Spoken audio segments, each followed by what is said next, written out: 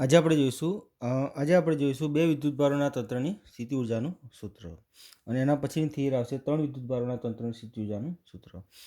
આકૃતિમાં બતાવ્યા મુજબ યામાક્સ પદ્ધતિમાં આ 1 નંબર અને 2 નંબર ઉપર Q1 અને Q2 વિદ્યુતભાર રહેલા છે. Q1 વિદ્યુતભારનો સ્થાન સદિશ R1 છે અને Q2 વિદ્યુતભારનો સ્થાન સદિશ R2 છે. હવે એવું કહેવામાં આવે છે Q1 વિદ્યુતભાર અને Q2 વિદ્યુતભાર આ બે વિદ્યુતભારોનું શું થયું? તંત્ર થયું. તો એના તંત્રની સ્થિતિ ઉર્જા આપણે શોધવાની છે. મુદ્દો એવો થાય, સ્થિતિ ઉર્જા ક્યારે શોધી શકાય? તો આપણને ખબર હોય કે કેટલું કાર્ય થયું હોય તો કાર્યનું રૂપાંતર શેમાં થાય? ઉર્જામાં થાય, તો આપણે ઉર્જા શોધી શકીએ. તો એના માટે આપણે પહેલાં એક કામ કરવું પડશે. 1 અને 2 નંબર પર જે Q1 અને Q2 વિદ્યુતભાર રહેલા છે એ બંને વિદ્યુતભાર જે એકબીજાથી R1 જેટલા અંતરે છે, એટલે એનો એકબીજાનું જે સ્થાનાંતર સદિશ છે જે R12 આપેલા છે, એટલે બેની સાપેક્ષે એકનો સ્થાન સદિશ છે. તો બે વચ્ચેનું અંતર R12 છે. એ બંને વિદ્યુતભારોને આપણે સૌ પ્રથમ અનંતરે લઈ જવા પડે. એટલે આ જગ્યા આપણે શું કરી નાખવાની? ખાલી. તો જે એકવાર શાંતિથી પહેલાં બતાવ્યા હતા, પછી મેં એને ક્યાં લઈ ગયો? અનંત પર. એટલે અને મૂકી દીધા અનંત ઉપર. ઓકે, હવે સમજવાનું. તો પહેલો પોઈન્ટ આપણે એવો થાય કે Q1 અને Q2 એ બંને ક્યાં છે? અનંત અંતરે. એનો મતલબ એવો થયો કે 1 અને 2 નંબર પાસે વિદ્યુતભાર નથી. જો 1 અને 2 નંબર પાસે વિદ્યુતભાર ન હોય તો 110% ત્યાં વિદ્યુત ક્ષેત્ર કેવું હશે? 0 હશે. ઓકે, હવે આપણે શું કરવાનું?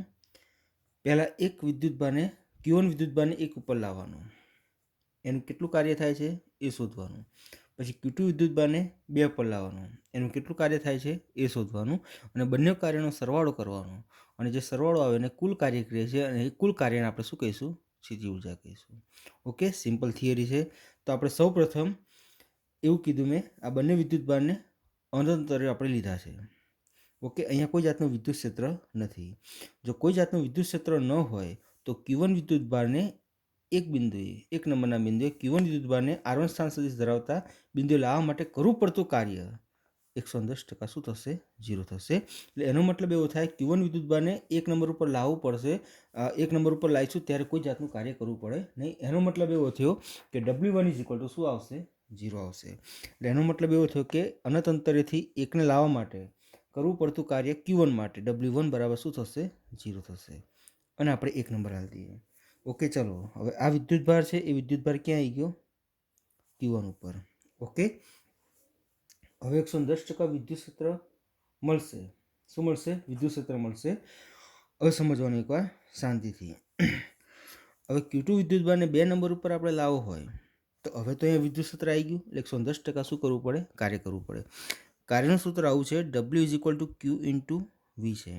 એનો મતલબ એવો થાય કે આપણે 2 નંબર ઉપર સ્થિતિમાન પહેલાં શોધવું પડે. તો 110% લખી શકાય Q1 ને લીધે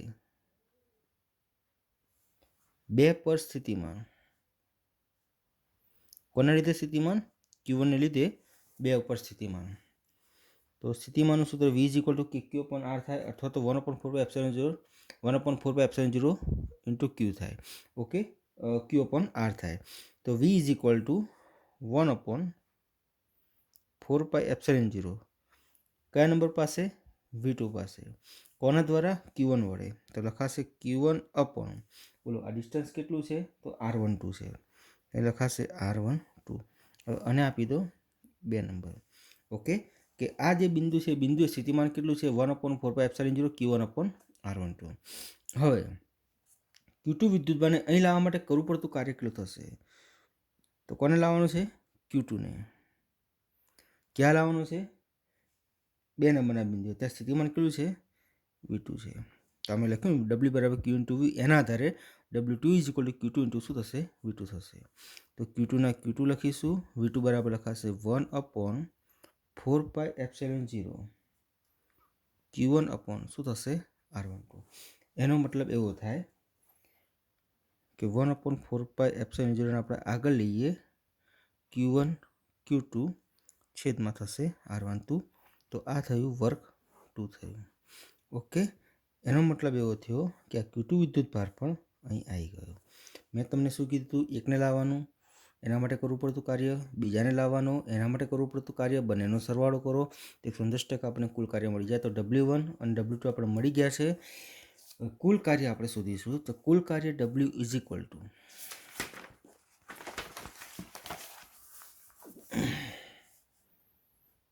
W1 પ્લસ W2. W1 0 છે, આ થઈ 1/4πε0. Q1 Q2 અપોન શું થશે R12.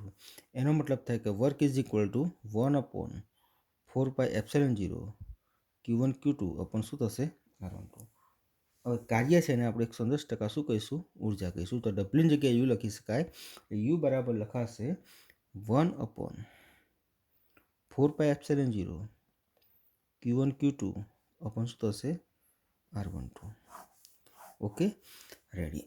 આનો ઉપયોગ કઈ રીતે થાય છે તમને સિમ્પલ સમજાવી દઉં. તો તમને એવું કહે કે એક વિદ્યુતભાર Q1, બીજો છે Q2, એ બે વચ્ચેનું અંતર છે R. તો આની સ્થિતિ ઉર્જા કેટલી થશે? તો બસ આ જ વસ્તુ છે. U ઇઝ ઇક્વલ ટુ, અને શું લખાય? K લખાય, બેનો ગુણાકાર Q1 Q2. R12 એટલે એક અને બે વચ્ચેનું અંતર. તો અંતર તમને R આપ્યું તો નીચે R પણ લખી શકાય. એક્ઝામ્પલ હોય તો તમે આ રીતે સીધી ગણતરી કરી શકો. તમને Q1 વિદ્યુતભાર આપ્યો હોય, Q2 વિદ્યુતભાર આપ્યો હોય અને બે વચ્ચેનું અંતર આપ્યું હોય તો સીધું 110% ગણતરી કરી શકાય. પણ યાદ રાખવાનું, આપણી આ જે થિયરી છે એ થિયરી બે વિદ્યુતભારોના તંત્રની સ્થિતિ ઉર્જાની છે. એવી ને એવી જ વસ્તુ, જો ત્રણ વિદ્યુતભારોના તંત્રની સ્થિતિ ઉર્જા શોધવી હોય તો આ જ રીતે આપણે પહેલાં એમના સ્થાન ઉપરથી આપણે અનંતર મૂકી દેવાના અને પછી એક એક કરતાં લાવવાના. જો ત્રણ વિદ્યુતભાર હોય તો W1 plus W2 plus W3 થશે. એ થિયરી પણ આપણે હવે જોઈ લઈએ છીએ. Okay, ready. તો આપણી નેક્સ્ટ થિયરી છે ત્રણ વિદ્યુતભારોના તંત્રની સ્થિતિ ઉર્જા. અહીં એકવાર નજર મારી લેજો. અમે કશું નથી કર્યું. પહેલાં અહીં મૂક્યા હતા, તંત્ર હતું જ, પણ મારે ઉર્જા શોધવા માટે આ બંનેને અનંતર મૂકી દીધા. પછી પહેલાં વિદ્યુત ક્ષેત્ર નહોતું એટલે એકને લાવવા માટે કાર્ય ના કરવું પડે. પછી એક નંબર પર આવી ગયો એટલે એના કારણે વિદ્યુત સ્થિતિમાન હશે એટલે વિદ્યુત ક્ષેત્ર હાજર થઈ ગયું. એનો મતલબ થાય કે બીજાને લાવવા માટે કાર્ય કરવું પડે. એ કાર્ય આપણે શોધી નાખ્યું. બેનો સરવાળો કર્યો, એ આપણે W મળ્યું અને એ Wને શું કહેવાય? U કહેવાય. ઓકે, તો હવે આપણે જોઈશું ત્રણ વિદ્યુતભારોના તંત્રની સ્થિતિ ઉર્જા. હવે આપણે જોઈશું ત્રણ વિદ્યુતભારોના તંત્રની સ્થિતિ ઉર્જા. યામાક્સ પદ્ધતિમાં બતાવ્યું છે 3 ડાયમેન્શનમાં. જોઈ લેવાનું કે Q1 વિદ્યુતભાર A બિંદુ પર, Q2 વિદ્યુતભાર B બિંદુ પર અને Q3 વિદ્યુતભાર C બિંદુ પર છે. Q1 નો સ્થાન સદિશ R1 છે, Q2 નો સ્થાન સદિશ R2 છે અને Q3 નો સ્થાન સદિશ R3 છે. Q1 અને Q2 વચ્ચેનું અંતર R12 છે, Q2 અને Q3 વચ્ચેનું અંતર R23 છે અને Q1 અને Q3 વચ્ચેનું અંતર R13 છે. ઓકે, તો પહેલાં સૌપ્રથમ આપણે આવું શોર્ટમાં લખી શકીએ કે Q1 Q2 અને Q3 છે એ A, B અને C પર રહેલા છે, જેમના સ્થાન સદિશ અનુક્રમે R1 R2 અને શું છે R3. અને સ્થાન સદિશ છે. બોલો શું કરશું? તો અમને પણ અનંત અંતરે આપણે મૂકી દેવા પડશે અને એક એક કરીને વિદ્યુતભાર લાવીશું. તો ઇન્ફાઇનાઇટ ડિસ્ટન્સ આ ત્રણને આપણે મૂકી દઈએ અનંત અંતરે. ઓકે, એનો મતલબ એવો થયો કે હવે અહીંયા કોઈ જાતનો વિદ્યુતભાર નથી. હવે વિદ્યુતભાર ન હોય, જો બધા વિદ્યુતભારને આપણે અનંત અંતરે લઈ ગયા છે, હવે એને એક એક કરીને લાવીશું. પછી કાર્ય શોધીશું, W1 શોધીશું, W2 શોધીશું, W3 શોધીશું, ત્રણનો સરવાળો કરીશું, જેથી કરીને જે કુલ કાર્ય મળે એ કુલ કાર્ય એ શું થઈ જાય? આપણે ઉર્જા થઈ જાય. ઓકે, તો સ્ટાર્ટિંગમાં હવે કોઈ વિદ્યુતભાર નથી એટલે એનો મતલબ એવો થાય વિદ્યુતભાર ન હોવાથી E બરાબર શું થશે? 0 થશે. ઓકે, હવે Q1 વિદ્યુતભારને આપણે E ઉપર લાવીશું. હવે Q1 વિદ્યુતભારને E ઉપર લાવશો એટલે કે Q1 ને A પર લાવતા કરવું પડતું કાર્ય. તો સ્વાભાવિક વસ્તુ, વિદ્યુત ક્ષેત્ર નથી તો 110% કાર્ય શું થાય? 0 થાય. તો W1 ઇઝ ઇક્વલ શું થશે? 0 થશે. તો અને આપણે આપી દેવાનું 1 નંબર. ઓકે, એટલે એનો મતલબ થયો કે આ Q1 વિદ્યુતભારને આપણે લઈ આવ્યા. ઓકે, હવે તમારે Q2 ને B પર લાવવાનો છે, પણ હવે તો વિદ્યુત ક્ષેત્ર આવી ગયું ને. કોનું આવી ગયું? Q1 નું. તો આપણે સમજ્યા હતા કે વિદ્યુતભારને આપણે બિંદુએ લાવવું હોય તો કાર્ય જે કરવું પડે, કાર્યનું સૂત્ર થાય છે Q × V થાય. તો આપણે જ્યાં લાવવું હોય વિદ્યુતભારને, જ્યાં લાવવો હોય ત્યાં સ્થિતિમાન શોધવું પડે. કોનું સ્થિતિમાન? તો જે વિદ્યુતભાર રહેલો છે એનું સ્થિતિમાન. તો કહેવાનું Q1 ને લીધે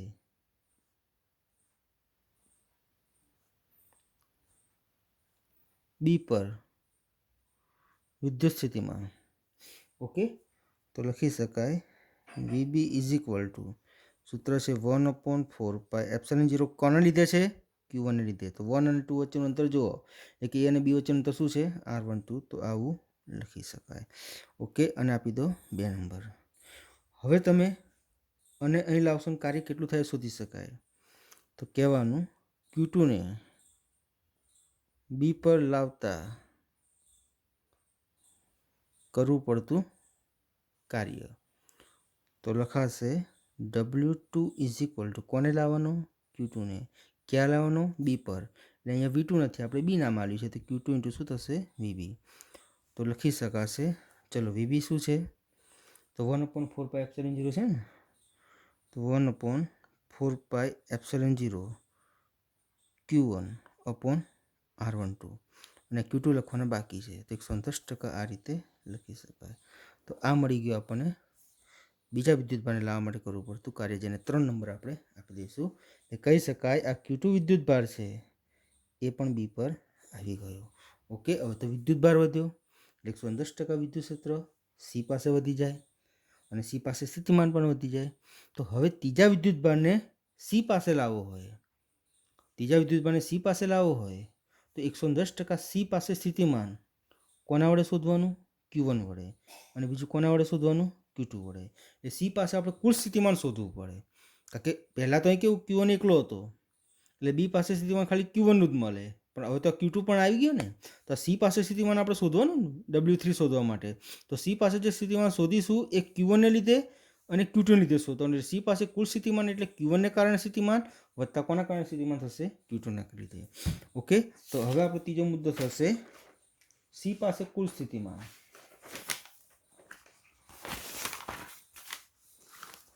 તો આપણે આ રીતે લખી શકીશું, Q1 અને Q2 ના લીધે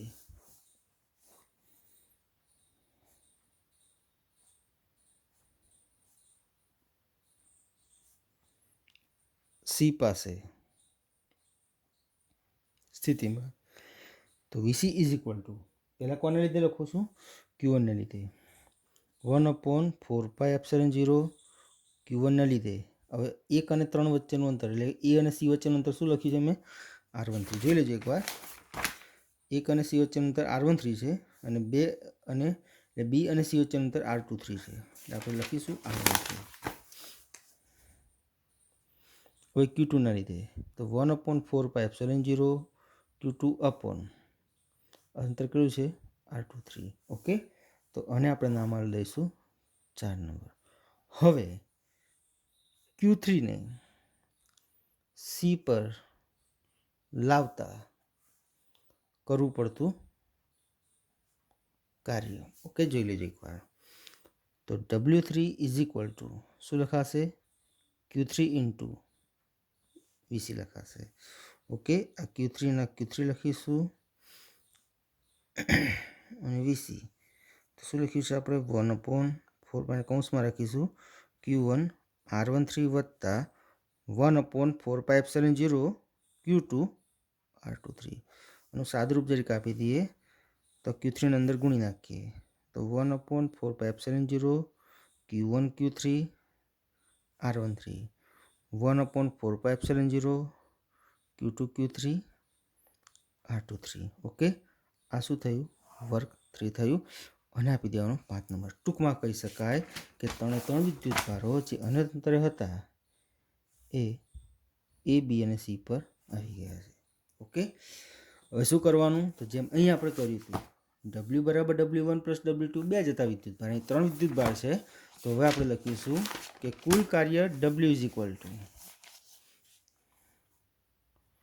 W1 plus W2 plus W3. બોલો, W1 તો 0 છે, W2 કેટલા છે? તો W2 છે 1/4πε0 Q1 Q2 R12. બરાબર.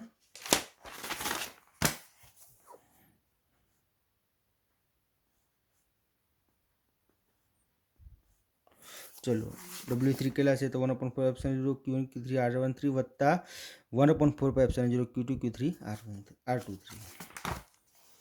ખાશે 1/4πε0 Q1 Q3 R13 અને 1/4πε0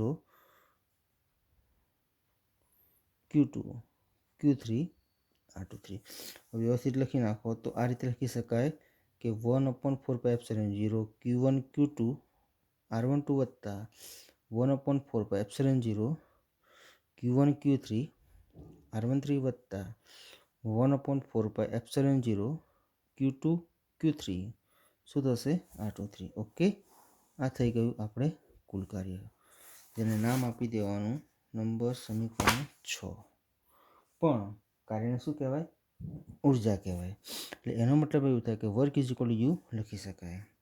તો યુ બરાબર લખાશે 1/, ચલો હવે એક કામ કરીએ, થોડું એડવાન્સ લખીએ.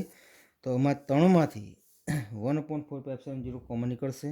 ઓકે, તો કાઢી લઈએ. તો વધે શું પછી?